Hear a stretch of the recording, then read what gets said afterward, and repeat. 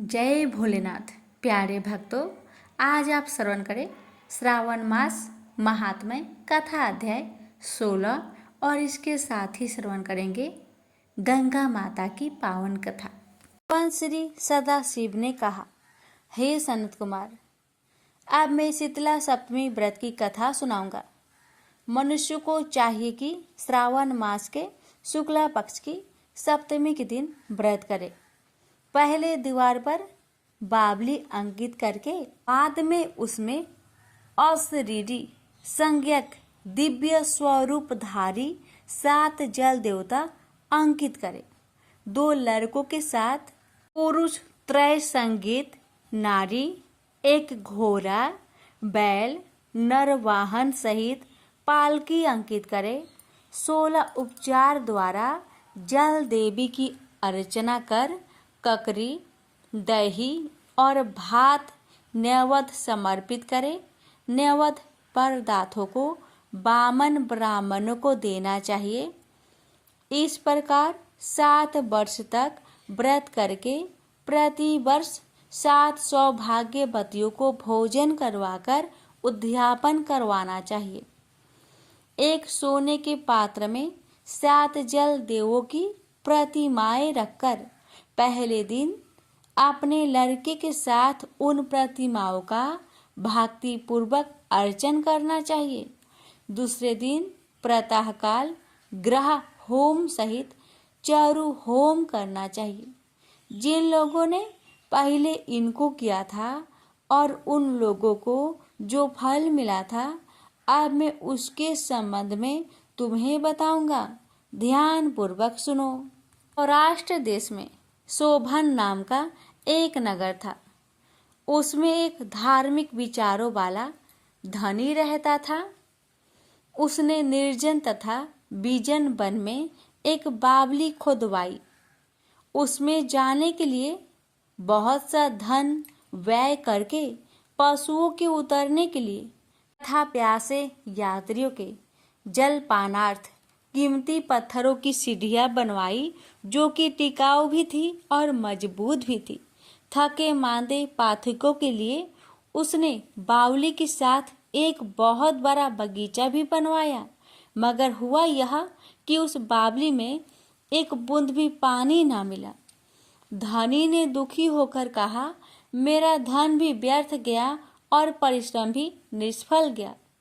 वह इन विचारों में ग्रस्त रात को उसी बावली के पास सो गया। रात को स्वप्न में देवों ने आकर कहा, हे धनद, हमसे तुम जल निकालने का उपाय सुनो। यदि तुम हमारे निमित्त अपने पौत्र की सादर बलि दो तो यह बावली उस समय जल से भर जाएगी। धनिक यह स्वप्न देखकर अपने घर आया और उसने अपने धर्म में तत्पर पुत्र द्रविड़ से अपना स्वप्न का सारा हाल कहा।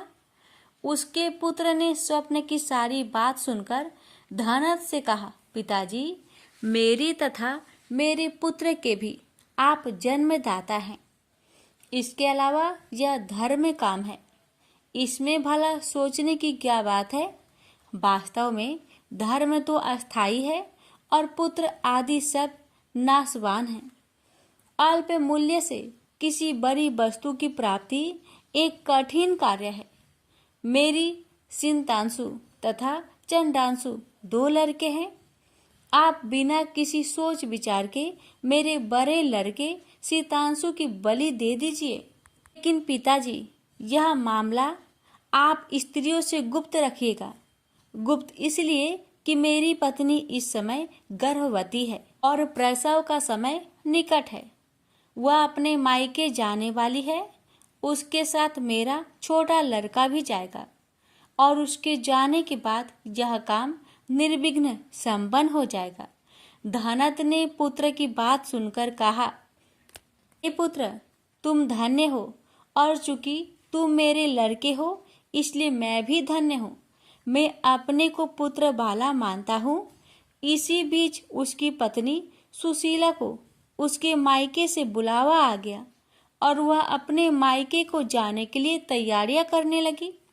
तभी द्रविड़ ने अपनी पत्नी से कहा, यह बड़ा लड़का यहाँ मेरे पास रहेगा तथा छोटा लड़का तुम्हारे साथ जाएगा। सुशीला ने अपने पति के आदेश अनुसार अपने बड़े लड़के को तो अपने पति के पास छोड़ दिया और छोटे लड़के को साथ लेकर अपने मायके को रवाना हो गई। उसके जाने के बाद पिता और पुत्र दोनों ने मिलकर शीतांशु को तेल मलकर भली भांति स्नान करवाया और कीमती कपड़ों तथा बहुमूल्य रत्नों से उसे सजाया। जब वरुण नक्षत्र व साढ़ा का दिन आया तो दोनों ने उसे बावली के किनारे पर ले जाकर खड़ा कर दिया और कहा, इस लड़के की बलि से जल देवता प्रसन्न हो। बस बलि देने की देरी थी कि बावली अमृत तुल्य जल से भर गई। दोनों पिता पुत्र बावली के सुधा तुल्य जल से प्रसन्न हुए, लेकिन पुत्र के नाश से दुखी होकर अपने घर को वापस लौट आए। उधर मायके में सुशीला के यहाँ तीसरा लड़का पैदा हुआ। जब लड़का 3 मास का हो गया तो वह अपनी ससुराल वापस लौटी। मार्ग में जब वह उसी बावली के पास आई तो उसे जल से परिपूर्ण देख चकित रह गई। उसने प्रसन्न चित्त से उसमें स्नान करके कहा, मेरे ससुर का उद्योग तथा धन का व्यय यथोचित सफल हुआ। उस दिन श्रावण मास के शुक्ल पक्ष की सप्तमी तिथि थी। सुशीला ने स्नान करके शीतला का शुभ व्रत करके वहीं पर ही दही तथा चावल मंगवाकर स्वादिष्ट पाक बनवाया। जल देवता का अर्चन करके दही चावल और ककड़ी का नैवेद्य देकर बामन ब्राह्मणों को दिया। अपने साथ बालों के सहित आप भी दही चावल और ककड़ी का भोजन किया। वहां से सुशीला का गांव 4 कोस पर था। जब सुशीला अपने दोनों लड़कों के साथ बावली से घर की ओर चली तो जलदेव आपस में कहने लगे, इसका मरा हुआ लड़का इसको वापस लौटा देना चाहिए, क्योंकि इसने बड़े प्रेम से हमारा व्रत किया है। उन्होंने सुशीला का मृत पुत्र जल से बाहर निकाल दिया और उसे विदा कर दिया। अब लड़का पालकी के पीछे माताजी कहता हुआ दौड़ा। अपने लड़के की आवाज सुनकर सुशीला ने पीछे मुड़कर देखा। वह उसको देखकर चकित रह गई और उसको गोद में बिठाकर उसका सिर सूंघने लगी, लेकिन उसने लड़के से कुछ नहीं पूछा। सोचा यदि इससे कुछ पूछूंगी तो यह डर जाएगा। सोचने लगी कि इसने जो बहुमूल्य गहने पहन रखे हैं, यदि इसे चोर ले जाते तो, अगर इसको घर में से पिचास पकड़ कर लाए होते तो वह भला इसे छोड़ते कैसे, और इसकी जुदाई के कारण घर वालों का न जाने का क्या हाल हुआ होगा। बस इसी प्रकार सोचते हुए उसका घर आ गया। उसके आने पर समाचार सुनकर पिता और पुत्र दोनों सोचने लगे कि सुशीला अब हमें क्या कहेगी और हम उसे क्या उत्तर देंगे। इसी बीच में अपने तीनों लड़कों सहित सुशीला मकान के भीतर पहुंच गई। ससुर तथा पति ने बड़े पुत्र शीतांशु को देखकर आश्चर्यचकित होकर तथा उसके साथी प्रसन्न होकर उससे पूछा, हे सुभद्रे, तूने किस पुण्य या व्रत को किया था? हे भवानी, निश्चय ही तुम पुण्य व्रता हो। इस शीतांशु को मरे आज 2 मास बीत चुके हैं। तुमने इसे दोबारा कैसे प्राप्त किया है? तथा बावली भी जल से पूर्ण हो गई है। जाते समय तुम यहाँ से एक पुत्र को ले गई थी और आती बार 3 पुत्रों के साथ लेकर आई हो। भ्रे, वंश का तुमने उद्धार कर दिया है। ये सुभाने, मैं तुम्हारी क्या स्तुति करूं? इस प्रकार उसके ससुर ने प्रशंसा की और पति ने प्यार भरी नजरों से उसकी तरफ देखा। सास ने भी उसकी स्तुति की। उसने प्रसन्न होकर कहा, यह सब सुमार्ग का पुण्य फल है। वह इस संसार में मनोभिलषित भोग भोग कर परमानंदित हुए। हे तात, तुमसे मैंने यह शीतला सप्तमी का व्रत कहा है। इसमें दही, चावल, ठंडा, शीतल ककरी, फल, बावली जल तथा शीतला देवता कहे गए हैं। इसे करने वाले तापत्रय से मुक्त होते हैं। इस कारण श्रावण मास की शुक्ल पक्ष की सप्तमी का नाम यथार्थ शीतला सप्तमी हुआ है। प्रेम से बोलिए हर हर महादेव। भारत में नदियों को हमेशा माँ का दर्जा दिया गया है। सभी नदियों में गंगा की खास महिमा है। कहा जाता है कि गंगा स्नान मात्र से सारे पाप धुल जाते हैं। गंगा नदी अपने विशेष जल और इसके विशेष गुण के कारण मूल्यवान मानी जाती है। इसका जल अपनी शुद्धता और पवित्रता को लंबे समय तक बनाए रखता है। माना जाता है कि गंगा का जन्म भगवान विष्णु के पैरों से हुआ था। साथ ही यह शिव जी की जटाओं में निवास करती है। गंगा स्नान, पूजन और दर्शन करने से पापों का नाश होता है, व्याधियों से मुक्ति मिलती है। जो तीर्थ गंगा किनारे बसे हुए हैं वे अन्य की तुलना में ज्यादा पवित्र माने जाते हैं। अब आइए प्रेम से रसपान करें माता गंगा की कथा को। ऋषि विश्वामित्र ने इस प्रकार कथा सुनाना आरंभ किया। पर्वतराज हिमालय की अत्यंत रूपवती, लावण्यमयी एवं सर्वगुण संपन्न 2 कन्याएं थी। सुमेरु पर्वत की पुत्री मैना इन कन्याओं की माता थी। हिमालय की बड़ी पुत्री का नाम गंगा तथा छोटी पुत्री का नाम उमा था। गंगा अत्यंत प्रभावशाली और असाधारण देवी गुणों से संपन्न थी। वह किसी बंधन को स्वीकार न कर मनमाने मार्गों का अनुसरण करती थी। उसकी इस असाधारण प्रतिभा से प्रभावित होकर देवता लोग विश्व के कल्याण की दृष्टि से उसे हिमालय से मांग कर ले गए। पर्वतराज की दूसरी कन्या उमा बड़ी तपस्विनी थी। उसने कठोर एवं असाधारण तपस्या करके महादेव जी को वर के रूप में प्राप्त किया। विश्वामित्र के इतना कहने पर राम ने कहा, हे भगवान, जब गंगा को देवता लोग सूर्यलोक ले गए तो वह पृथ्वी पर कैसे अवतरित हुई और गंगा को त्रिपथा क्यों कहते हैं? इस पर ऋषि विश्वामित्र ने बताया, महादेव जी का विवाह तो उमा के साथ हो गया, किंतु 100 वर्ष तक भी उनके किसी संतान की प्राप्ति नहीं हुई। एक बार महादेव जी के मन में संतान उत्पन्न करने का विचार आया। जब उनके इस विचार की सूचना ब्रह्मा जी सहित देवताओं को मिली तो वे विचार करने लगे कि शिव जी की संतान की तेज को कौन संभाल सकेगा। उन्होंने अपनी इस शंका को भगवान शिव जी के सम्मुख प्रस्तुत किया।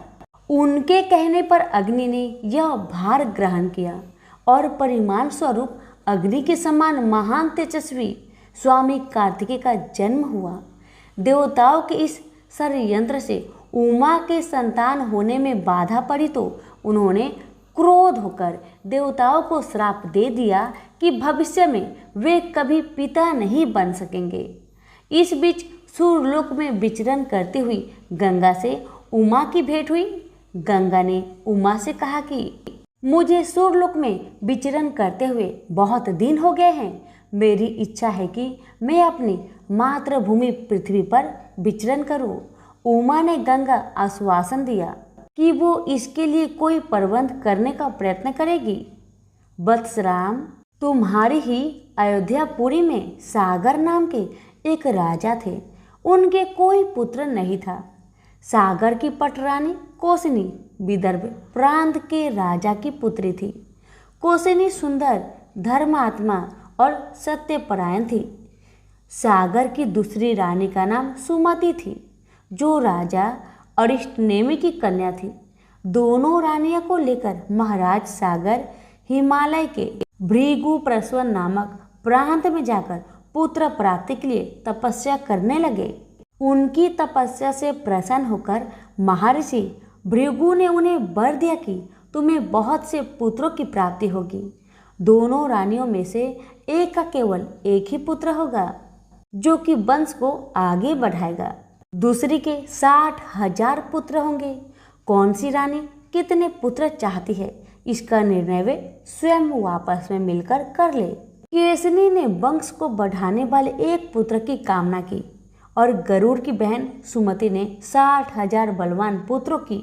उचित समय पर रानी कोसनी ने असमंजस नामक पुत्र को जन्म दिया। रानी सुमति के गर्भ से एक तुम्बा निकला, जिससे फोड़ने पर छोटे छोटे 60,000 पुत्र निकले। उन सब का पालन पोषण घी के घरों में रखकर किया गया। काल चक्र बीतता गया और सभी राजकुमार युवा हो गए। सागर का ज्येष्ठ पुत्र असमंजस बड़ा दुराचारी था। उसे नगर के बालकों को सरयू नदी में फेंककर उन्हें डूबते हुए देखने में बड़ा आनंद आता था। इस दुराचारी पुत्र से दुखी होकर सागर ने उसे अपने राज्य से निर्वासित कर दिया। असमंजस के अंशुमान नाम का एक पुत्र था। अंशुमान अत्यंत सदाचारी और पराक्रमी था। एक दिन राजा सागर के मन में अश्वमेध यज्ञ करवाने का विचार आया। शीघ्र ही उन्होंने अपने इस विचार को कार्य रूप में परिणित कर लिया। राम ने ऋषि विश्वामित्र से कहा, गुरुदेव, मेरी रुचि अपने पूर्वज सागर की यज्ञ गाथा को विस्तार पूर्वक सुनने में है, अतः कृपा करके इस वृत्तांत को पूरा सुनाइए। राम के इस तरह कहने पर ऋषि विश्वामित्र परेशान होकर कहने लगे, राजा सागर ने हिमालय एवं विंध्याचल के बीच की हरी भरी भूमि पर एक विशाल यज्ञ मंडप का निर्माण करवाया। फिर अश्वमेध यज्ञ के लिए श्यामकर ने घोड़ा छोड़ दिया। फिर उसकी रक्षा के लिए पराक्रमी अंशुमान को सेना के साथ उसके पीछे भेज दिया। यज्ञ की संभावित सफलता के परिमाण की आकांक्षा से भयभीत होकर इंद्र ने एक राक्षस का रूप धारण करके उसके उस घोड़े को चुरा लिया। घोड़े की चोरी की सूचना पाकर सागर ने अपने 60,000 पुत्रों को आदेश दिया कि घोड़ा चुराने वाले को पकड़कर या मारकर घोड़ा वापस लाओ। पूरी पृथ्वी में खोजने पर भी जब घोड़ा नहीं मिला तो इस आशंका से कि किसी ने घोड़े को तय खाने में न छुपा रखा हो, सागर के पुत्रों ने संपूर्ण पृथ्वी को खोदना आरंभ कर दिया।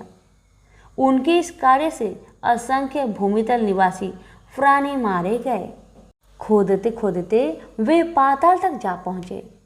उनके इस नृशंस कृत्य की देवताओं ने ब्रह्मा जी से शिकायत की, तो ब्रह्मा जी ने कहा कि ये राजकुमार क्रोध एवं मद में अंधे होकर ऐसा कर रहे हैं। पृथ्वी की रक्षा कर दायित्व कपिल पर है, इसलिए वे इस विषय में कुछ न कुछ अवश्य करेंगे। पूरी पृथ्वी को खोदने के बाद जब घोड़ा और उसको चुराने वाला चोर नहीं मिला तो निराश होकर राजकुमारों ने इसकी सूचना अपने पिता को दे दी। रुष्ट होकर सागर ने आदेश दिया कि घोड़े को पाताल में जाकर ढूंढो। पाताल में घोड़े को खोजते खोजते वे सनातन वासुदेव कपिल आश्रम में पहुंच गए। उन्होंने देखा कपिल देव आंखें बंद किए बैठे हैं और उन्हीं के पास यज्ञ का वह घोड़ा बंधा हुआ है।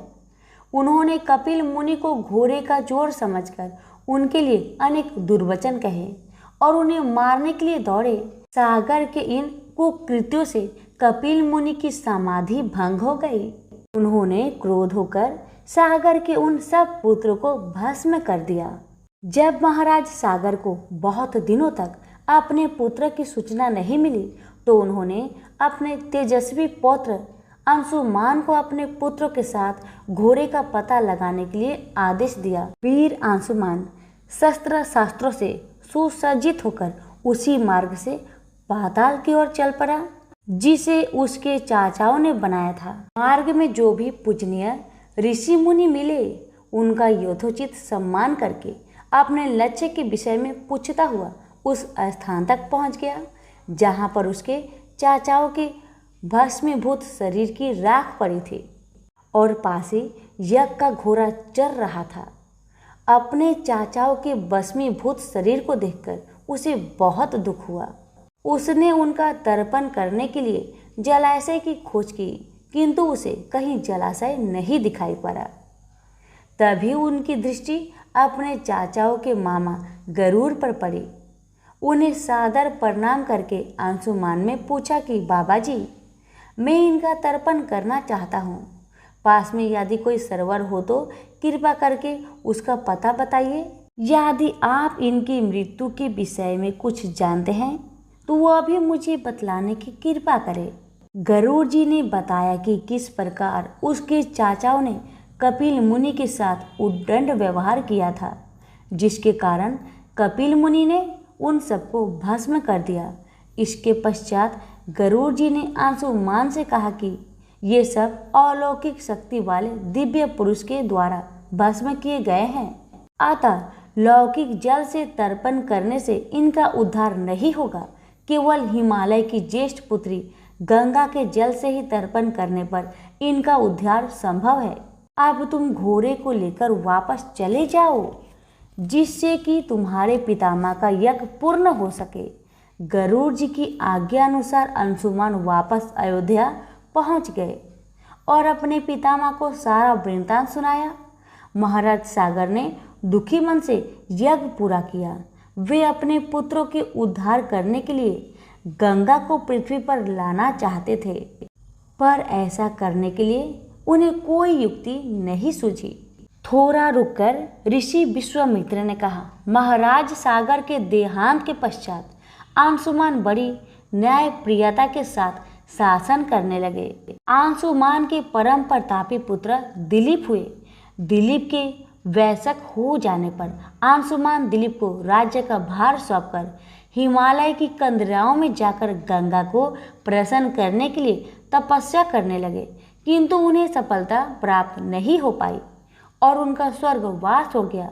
इधर जब राजा दिलीप का धर्मनिष्ठ पुत्र भगीरथ बड़ा हुआ तो उसे राज्य का भार सौंपकर दिलीप ही गंगा को पृथ्वी पर लाने के लिए तपस्या करने चले गए, पर उन्हें भी मनोवांछित फल नहीं मिला। भगीरथ बड़े प्रजावत्सल नरेश थे, किंतु उनकी कोई संतान नहीं हुई। इस पर वे अपने राज्य का भार मंत्रियों को सौंपकर स्वयं गंगा अवतरण के लिए गोकर्ण नामक तीर्थ में जाकर कठोर तपस्या करने लगे। उनकी अभूतपूर्व तपस्या से प्रसन्न होकर ब्रह्मा जी ने उन्हें वर मांगने के लिए कहा। भगीरथ ने ब्रह्मा जी से कहा कि हे प्रभु, यदि आप मुझ पर प्रसन्न हैं तो मुझे यह वर दीजिए कि सागर के पुत्र को मेरे प्रयत्नों से गंगा का जल प्राप्त हो जाए, जिससे उनका उद्धार हो सके। इसके अतिरिक्त मुझे संतान प्राप्ति का भी वर दीजिए, ताकि इक्ष्वाकु वंश नष्ट ना हो सके। ब्रह्मा जी ने कहा, संतान का तेरा मनोरथ शीघ्र ही पूर्ण होगा, किंतु तुम्हारे मांगे गए प्रथम वरदान को देने में कठिनाई यह है कि जब गंगा जी का वेग के साथ पृथ्वी पर अवतरित होगी तो उनके वेग को पृथ्वी संभाल नहीं सकेगी। गंगा जी के वेग को संभालने की क्षमता महादेव जी के अवतरित किसी में भी नहीं है, इसलिए तुम्हें महादेव जी को प्रसन्न करना होगा। इतना कहकर ब्रह्मा जी अपने लोक को चले गए। भागीरथ ने साहस नहीं छोड़ा। वे 1 वर्ष तक पैर के अंगूठे के सहारे खड़े होकर महादेव जी की तपस्या करते रहे।